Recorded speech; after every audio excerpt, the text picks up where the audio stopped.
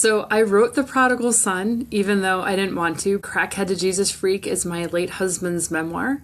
He was a pastor who relapsed into alcohol on a Saturday night and got in a drunk driving accident. I got a call from Sergeant Jeremy Reed of the New Ulm Police Department. Miss Evans, there's been an accident.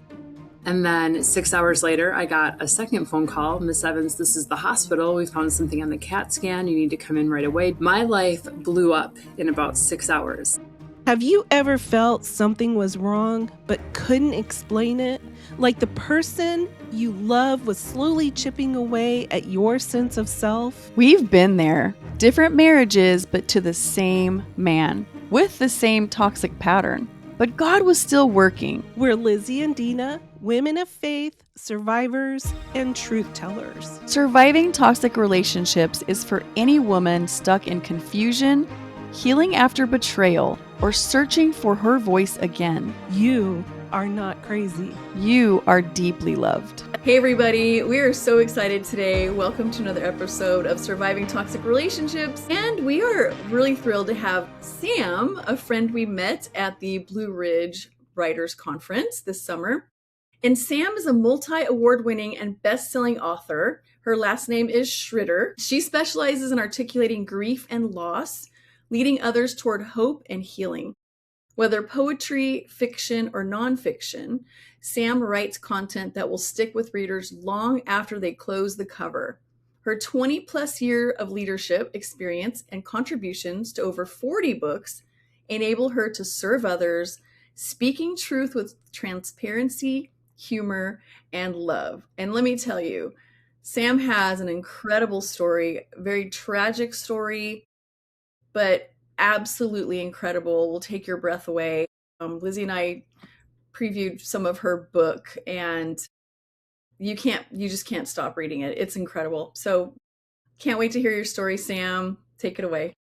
All right. Well, thank you guys so much for having me on this show. That's amazing. Yeah. So I wrote The Prodigal Son, even though I didn't want to. Prodigal Son, Crackhead to Jesus Freak is my late husband's memoir. He was a pastor who relapsed into alcohol on a Saturday night and got in a drunk driving accident. So I got a call from Sergeant Jeremy Reed of the New Ulm Police Department. Miss Evans, there's been an accident. And then 6 hours later, I got a second phone call. Miss Evans, this is the hospital. We found something on the CAT scan. You need to come in right away. Don't bring your children. And so my life blew up in about 6 hours. He had gotten in this drunk driving accident. He drank 2 nights before the accident, and I caught him. So we had an argument, and you can't drink, you can't drink. I was shouting at him, and what he was hearing, I don't know if you've ever seen or tried to talk to someone who's defiant and has that face. So he had that defiant face, and in his head, he was thinking, I can't drink at home. I can't drink at home. And so he drank on the way home from a friend's house, got drunk, got in the accident, and they found stage 4 cancer as a result of the drunk driving accident, which is stranger than fiction. And he lived 20 months diagnosis of death. This happened September 30th, 2017. And partway through that, he said, Sam, what are the chances I would be married to an author whose best work comes from wounds? I want you to interview me, and I want you to write my story. And so I did. Even though I didn't want to, I was begging God, please, I don't want to go there. The story is dark. I'd lived 15 years of his story with him as his spouse, but he had also told me about different things in his past that had happened in childhood and when he was in high school. And I didn't want to go there, but the book is finished and people are thanking me for writing it. So that's where we're at. We're changing. You were young. You still are young. And you've gone through some deep pains. Like you said, you can write on wounds. And for some people, that is really hard to connect with that. We've learned that even with talking about emotional abuse or our stories, you kind of want to just go past and go to the healing part. But then sometimes God wants to use everything when we allow him to. And the fact that you were willing to write that is probably speaking to a lot of people. So what do you feel has been the best outcome from the book? And I'm not talking about maybe the royalties. How do you feel after writing about your deep pain? How did it result for the best you? Getting it out, getting it down felt good. When I wrote my first book, Love Letters to Miscarriage Moms, that was cathartic. That felt good to write. It was a grief letting for me. The Prodigal Son was not. If you've seen the Avenger movies and you know what the Soul Stone is, I compare this book to the Soul Stone, and I leapt to retrieve it.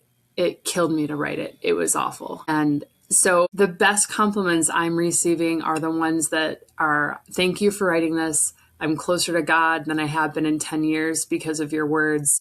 I'm not even an addict, and I resonate with the things in this book, with the shame and the guilt, and thank you so much for writing it. So for me, the fact that other people are growing in their faith as a result of this book that's it. That's all I needed. And to be able to be done with it, because it was something that was weighing on me forever.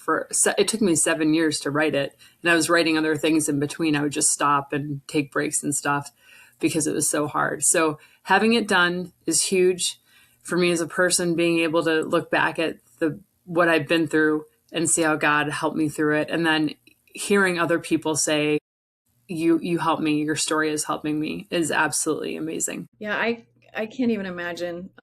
I can imagine, first of all. Question. So your husband was a pastor. Correct. And that's such an interesting thing, because you don't usually hear a story of my husband was a pastor and then he drank, you know what I mean? You just don't put those two together. No. But it's fascinating to me, because I think what I love the most when I just did that little brief preview of your book was the fact that he was so honest and open about who he was and where he came from. And I feel like that really resonated with people in your church. Can you talk more about that? Yeah, people in the church, he was pastoring 2 churches at the time. He would go to one and then preach and go to the other. And they should have kicked him to the curb, honestly. I feel like he messed up really badly. But they emailed the bishop, they emailed the district superintendent, and they said, we want our pastor back. Give us our pastor back. And he had to go to a meeting. It was like they tarred and feather him. It's what he felt like. But, basically people met with him and they were able to share their grievances with him if they needed to. And some people said some very despicable things. But most of the people said, you've shown us grace. You've taught us about grace. And this is our chance to love you like Jesus. And this is our chance to show you grace. And they accepted him back with open arms. And then because it was front page news, United Methodist pastor, mugshot, and scratches all over his face. It was on television. Because it was so public, there were pastors in our denomination that started calling him and telling him their secret sins, the things that they were struggling with, that they were afraid to be fired over. I can't talk to the district superintendent about this. I can't talk to another pastor because I could potentially lose my job. So these people started calling Clint for counseling and advice and support, and he spent a lot of time on the phone encouraging other people. So great things, really good things came out of that huge, massive blow up. So how long was he struggling with addiction? Did he have like a long period of time when he was pastoring the church where he was fine, or was it always just like a quiet inner struggle? It was always a quiet inner struggle, which is what I've learned from addicts, and learned even interviewing him and then so this is something, Lizzie, you asked me what I learned. I had to write the book from his perspective and my perspective. Having to write it from his perspective, I learned what his struggle was.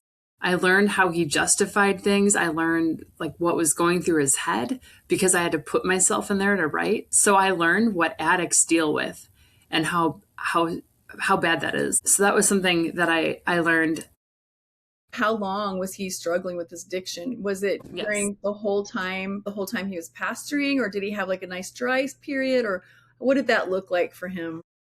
Got it. Okay. So he started using drugs and alcohol at 16. At 16, he said he could out-drink 25-year-olds. He started smoking crack as a 19-year-old. God knocked him upside the head with a 2x4 when he was 21. He accepted Christ. He never did crack again.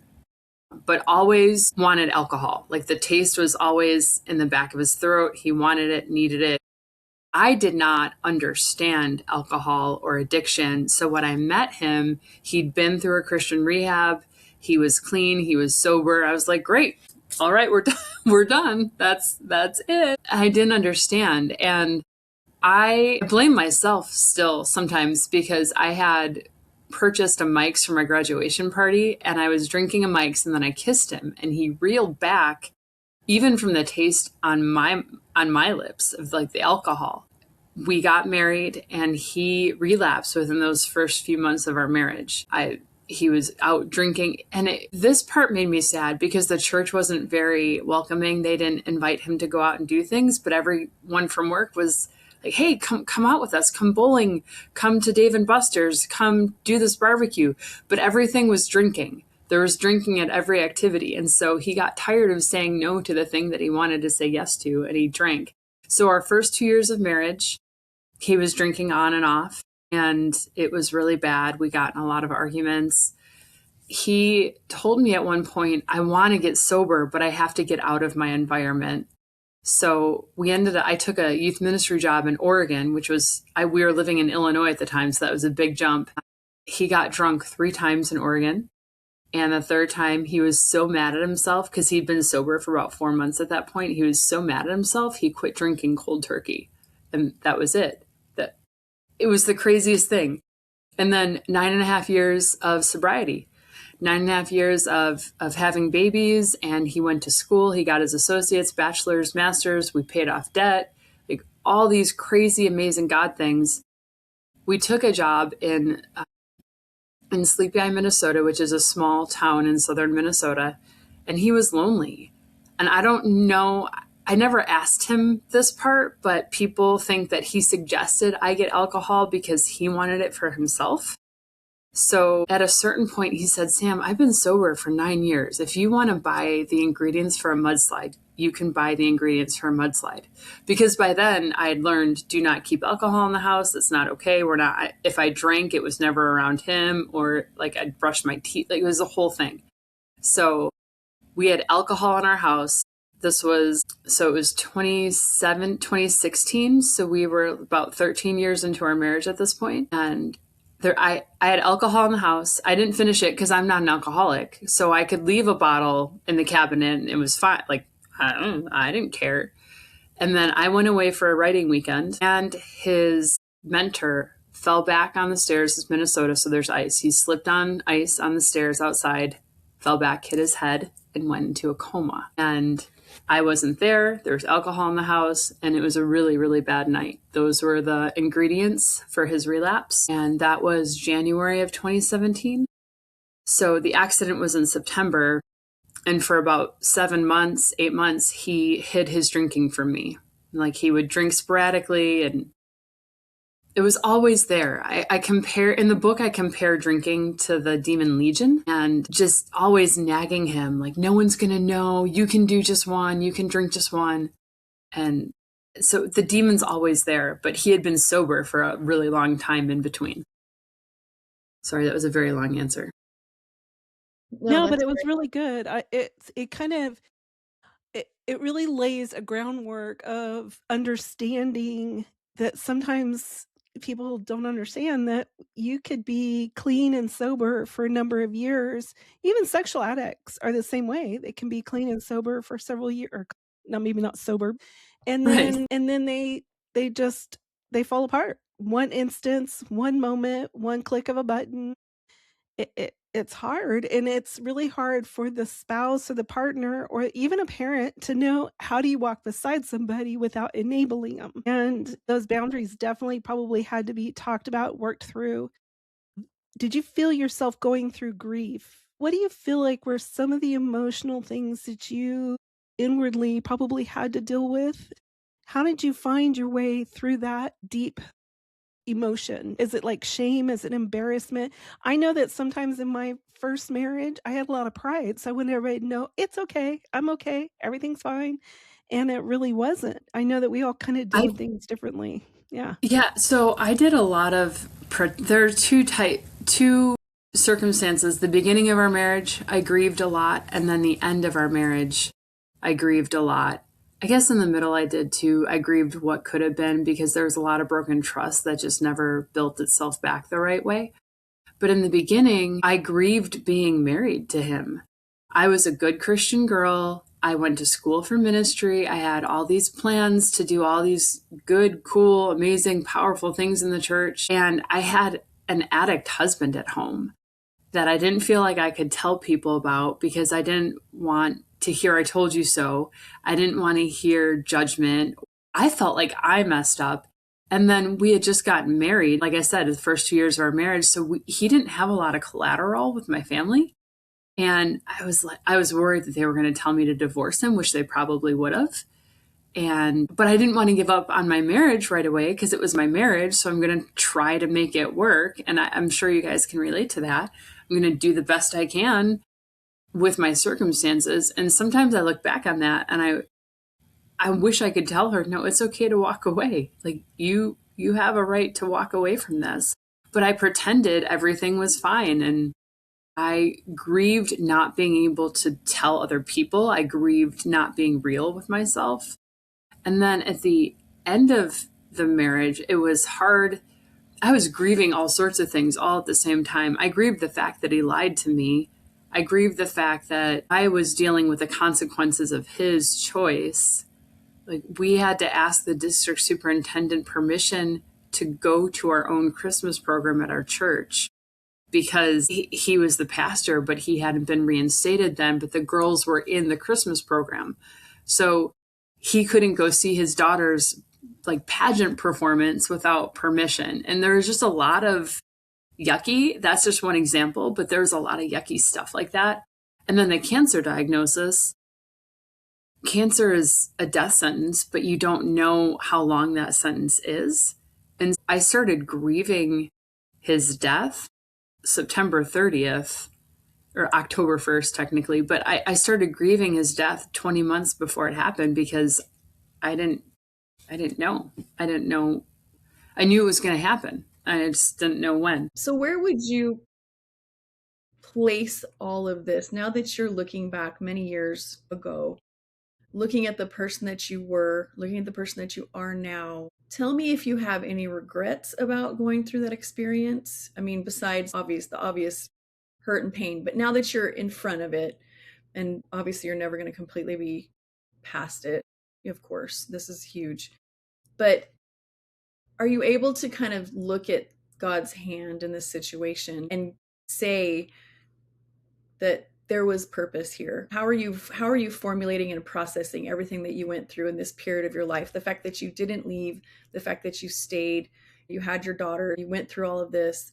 What can you tell our audience? Because there might be people that have either been with an abuser and stayed, or they've gone through things their own selves, or both in their relationship and in their own personal lives, that they look back and it's going to really depend on how they process this information as to how they feel about it and go forward in their life. How have you processed it?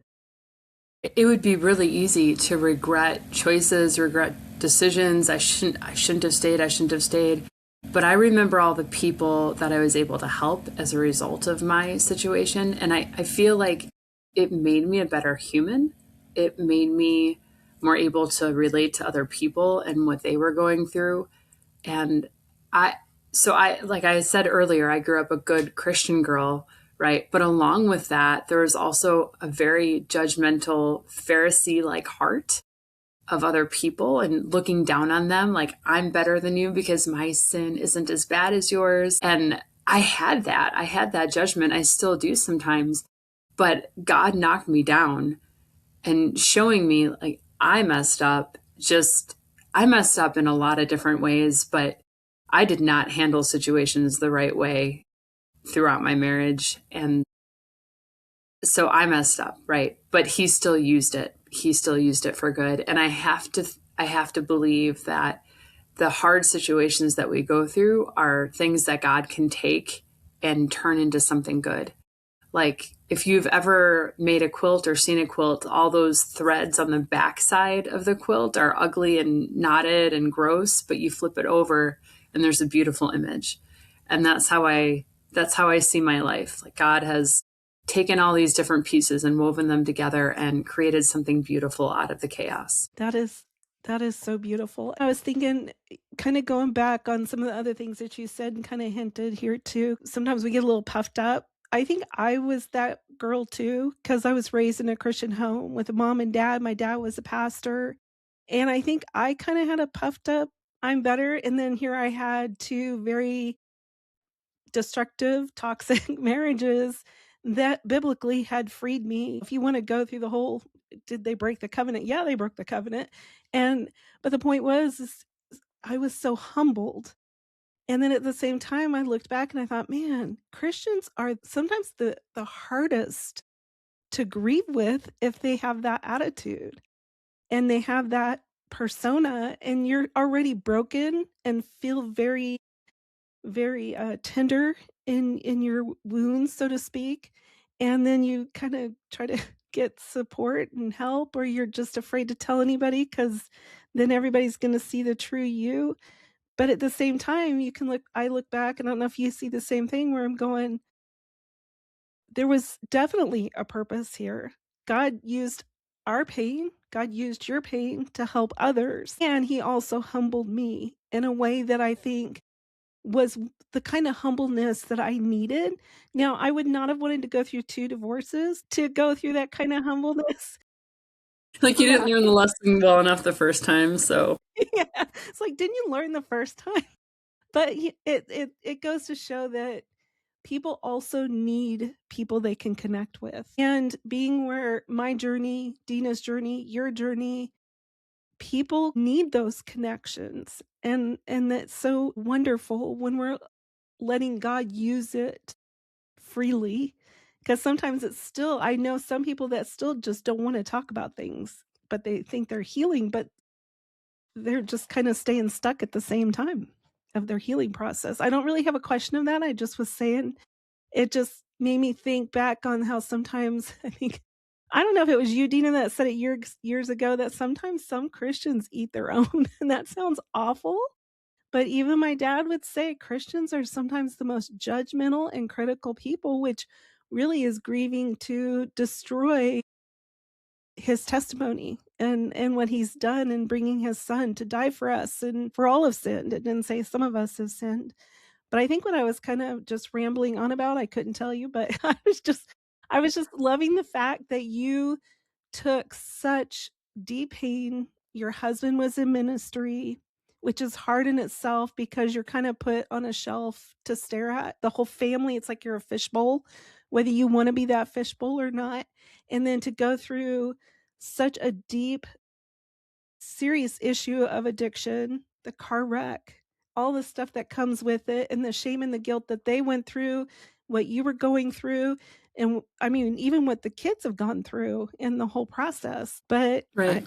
it's it's a pretty impactful story, and I will say that your book looked incredible. I didn't get to sit and read it because I only had a few minutes, but I was flipping through it and reading a chapter here and a chapter there, and I'm like, oh my That's goodness. awesome.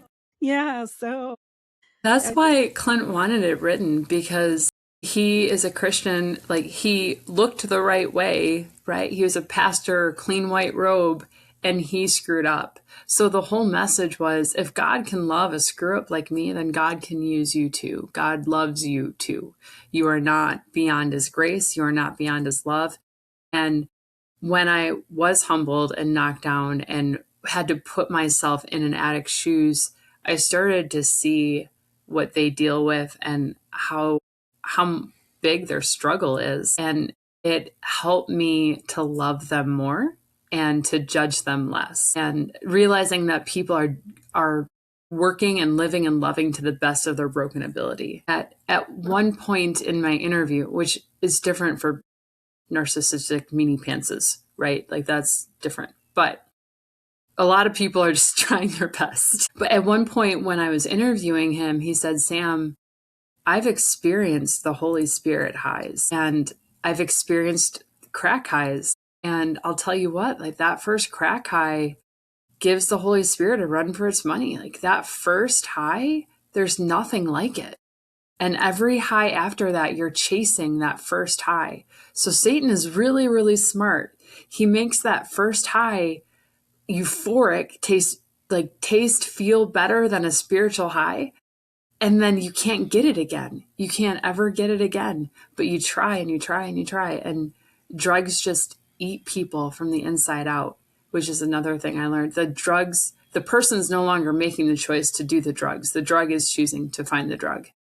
And it gave me so much grace, because I would look down at those people like, well, if you just stopped spending your money on drugs and went and got your degree, you would be a better parent and blah, Yeah.